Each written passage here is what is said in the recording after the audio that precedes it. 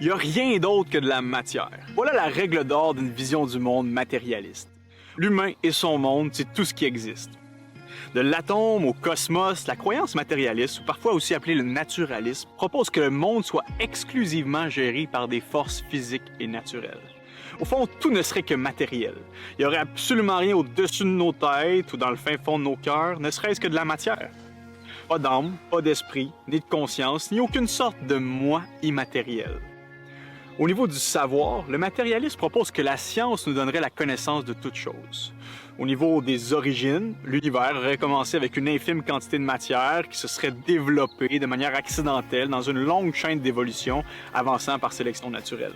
Ce qui veut dire au fond que mes réflexions d'aujourd'hui, autant que mes choix, mes croyances et mes actions, ne seraient que le résultat de cette évolution, l'effet de forces naturelles aléatoires agissant sur ma personne. Au niveau anthropologique, le matérialisme affirme que nous sommes littéralement notre corps. Le jour où mon corps cesse de fonctionner, j'arrête d'exister. Donc bien sûr, aucune vie après la mort. Ce qui me définit, c'est la peau, les os, les muscles, les veines, le sang, les molécules que j'ai. Rien de plus, rien de moins. Sans faire de jeu de mots plates, il semble y avoir matière à remettre en question cette vue du monde. Déjà, on perçoit une certaine forme de circularité. Dire que tout est matière, que tout doit être expliqué en termes physiques et naturels, n'est même pas un énoncé en soi que je peux prouver par la matière. La matière elle-même ne peut pas nous démontrer scientifiquement que la matière explique tout. Donc, les matérialistes utilisent une hypothèse de base qu'ils ne peuvent même pas soutenir et prouver selon leurs propres critères. Et justement, cette hypothèse de base ressemble beaucoup plus à un présupposé, c'est-à-dire à une croyance philosophique de base sur comment les choses sont, qu'une vraie conclusion scientifique. Vous voyez, le matérialisme, au fond, là, est une hypothèse qui régit toute la manière de faire de la science, plutôt qu'une hypothèse scientifique confirmée. Et rendu là, c'est autant raisonnable pour quelqu'un de soutenir, de présupposer qu'il y a une réalité surnaturelle, plus que juste la matière, que de dire il n'y a aucune réalité surnaturelle, tout n'est que matière. C'est juste deux croyances, deux hypothèses de base différentes.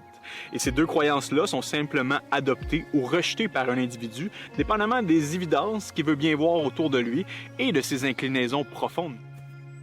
Mais l'affaire, c'est que nos présupposés de base sont beaucoup plus importants qu'on le pense parce qu'ils orientent ensuite le reste de nos croyances. Si je pars avec l'idée que tout est naturel et matériel et que rien d'autre n'est vrai, s'il fallait que quelque chose d'immatériel ou de surnaturel existe, je pourrais même pas le percevoir parce que ma présupposition exclut d'emblée tout ce qui va au-delà du naturel. Mon point de départ détermine ma conclusion. La résurrection de Jésus est peut-être l'exemple par excellence. La méthode matérialiste ne pourrait même pas en venir à accepter qu'elle soit vraie, parce que même si c'était vrai, elle exclut dès le départ toute explication surnaturelle. Et par définition, une résurrection va toujours rester surnaturelle.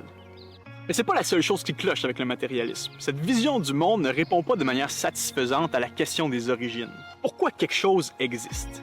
Si chaque effet a une cause dans ce monde, pourquoi on ferait une petite exception pour le commencement du monde? Tout le monde sait là, que tout ce qui est matériel, matière, doit avoir un point de départ, doit être causé par quelque chose d'autre. Je dis pas que la matière n'a pas pu se transformer ou évoluer, mais la matière n'a pas pu s'auto-créer. Le fait même que l'univers ait eu un commencement, Big Bang, peu importe, montre que quelqu'un a été capable de le commencer. Et il me semble que ce quelqu'un devait être en dehors de la nature, précédant la nature, plus grand que nature au fond. Un être immatériel capable de créer intentionnellement à partir de rien. Mais c'est pas tout. Le matérialisme a aussi de la difficulté à expliquer ce qu'on appelle la conscience humaine. Cette substance complètement immatérielle qu'on possède tous, à moins qu'on se prenne pour une roche ou un pissenlit. Le neuroscientifique athée Raymond Tallis souligne qu'il n'y a pas de base scientifique actuelle pour expliquer la conscience humaine comme étant le seul résultat de la matière. Il va dire qu'il n'y a actuellement rien dans la matière telle qu'elle est comprise par les sciences naturelles qui amènerait à s'attendre à ce que la matière prenne des formes sous lesquelles elle deviendrait consciente, consciente de soi et connaissante, de sorte qu'elle pourrait être en mesure de formuler des lois universelles qui englobent sa propre existence. La conscience morale est aussi un élément qui échappe au matérialisme. Pour affirmer que quelque chose est bon ou mal dans ce monde, on doit avoir un standard. Mais la science matérialiste n'offre pas ce type d'autorité. Elle nous dit pas ce que c'est d'être bon. La science nous apprend pas l'amour du prochain et le pardon de nos ennemis. La science nous décrit ce qu'est la vie, mais pas ce qu'elle devrait être. Elle nous enseigne plein de bonnes choses sur le monde et son fonctionnement, mais c'est pas un bon professeur de morale. L'histoire nous l'a prouvé. La raison humaine est aussi un élément problématique lorsqu'on adopte une vision du monde matérialiste. On sait que l'être humain a la merveilleuse capacité de raisonner, de réfléchir sur des sujets très abstraits et complexes comme la biologie moléculaire, la métaphysique, la dernière game du Canadien de Montréal. Mais admettons là un instant qu'on vit dans un univers purement matériel et que la raison n'est que le produit accidentel de la sélection naturelle. C'est quoi les chances là, qu'on soit capable de raisonner de manière fiable dans des domaines aussi poussés? Si le but ultime du cerveau, là, c'est la survie, l'adaptation à l'environnement et non la croyance juste et véritable, est-ce qu'on peut vraiment avoir confiance en nos propres facultés cognitives? Darwin lui-même avait vu venir de loin cette conclusion-là. Il va dire « L'horrible doute surgit toujours à savoir si les convictions de l'esprit de l'homme, qui ont été développées à partir de l'esprit des animaux inférieurs, ont une valeur ou sont dignes de confiance. Est-ce que quelqu'un ferait confiance aux convictions de l'esprit d'un singe s'il y a des convictions dans un tel esprit? Ce qui veut dire qu'un vrai matérialiste devrait être sceptique à l'égard de ses propres convictions matérialistes. Si Dieu n'existe pas et que tout est matière, on devrait pas tant se fier que ça à notre capacité de raisonner. Mais le problème, c'est qu'on le fait tous les jours.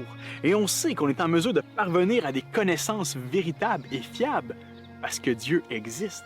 Le cerveau a été conçu, créé par Dieu pour que les hommes raisonnent proprement, accèdent à la vérité et puissent connaître la réalité. C'est un cercle bienheureux. La raison pointe vers l'existence de Dieu, qui, lui, garantit la fiabilité de notre raison. Il y a beaucoup d'autres problèmes qu'on pourrait soulever par rapport au matérialisme, mais je suis conscient que votre matière grise commence peut-être à surchauffer. Laissez-moi en soulever un petit dernier, celui de la beauté, de l'émerveillement, du sentiment de plénitude qu'on expérimente de temps à autre. Que ce soit devant un paysage sublime, lors d'un bon repas en compagnie de nos amis, ou même lors d'une relation sexuelle intime, on expérimente tellement souvent le ciel sur terre. On vit des moments surnaturels de bonheur, d'extase, de dépassement de la réalité. Et s'il fallait qu'on nous dise lors de ces moments-là que c'est seulement des impressions, des illusions ou des réactions neurochimiques qui se produisent de manière accidentelle dans notre cerveau, ça pèterait notre bulle sur le champ. On se refuserait de le croire en fait. Parce que lorsque les bienfaits divins et magiques de ce monde frappent l'être humain de plein fouet, il sait au fond de lui-même que c'est vrai. Il sait que c'est beau, il sait que c'est bon ce qu'il est en train de vivre. Il sait que c'est plus que juste de la matière. Ça la transcende, ça la surpasse. Et c'est exactement ce que le christianisme affirme. Il y a plus. Pour le dire dans les mots de Jésus, l'homme ne vivra pas de pain seulement, mais de toute parole qui sort de la bouche de Dieu.